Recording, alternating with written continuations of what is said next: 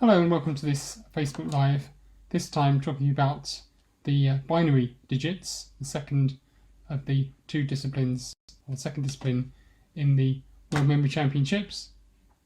I'd like to start by telling you a story from the Schools Memory Championship. In the Schools Championship we don't have penalty points because of course we want to encourage the kids, get them to be given credit for what they memorise and not penalising them for any mistakes. So in binary you get 1 point per digit, as I say, no penalties. We had a very clever kid in one of the competitions and he came up with a really great strategy to not break the rules but make use of the rules to his best effect.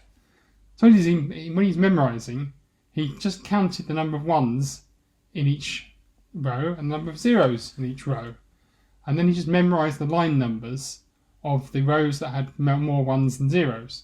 So he had to memorise about maybe 10, 15 numbers or so.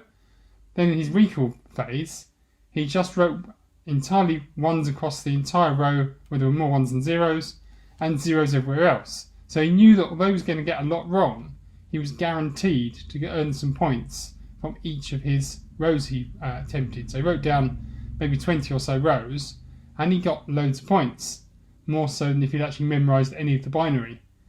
Of course, we couldn't give him the medal for that. He actually won the competition. We couldn't give him the medal because he was against the spirit of the competition. But we did give him a special dispensation for his initiative.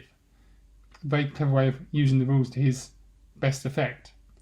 Of course, you can't do that in the World Championships because we have the penalty whereby if you make one mistake in a row, you lose half the row. 2 mistakes, you score 0. So very, very tough penalties.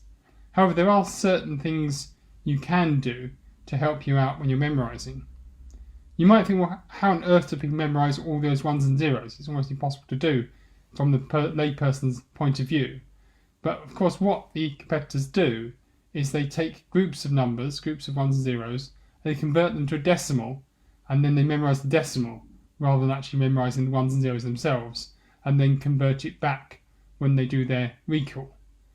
So if you take 3 binary digits, 001 becomes 1, 010 becomes 2, you just convert it into a decimal.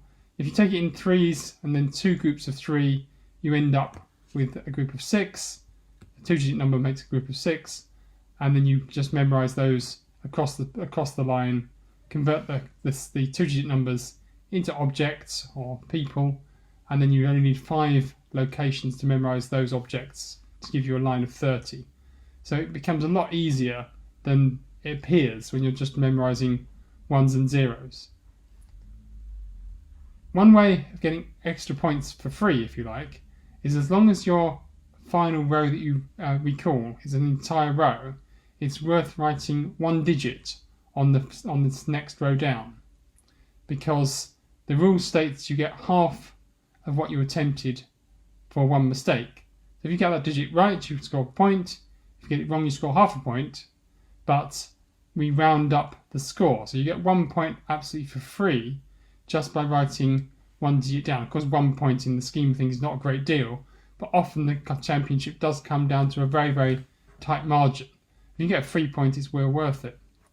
If you write down 2 digits on your last line, you have to take a slight gamble because you won't guarantee points.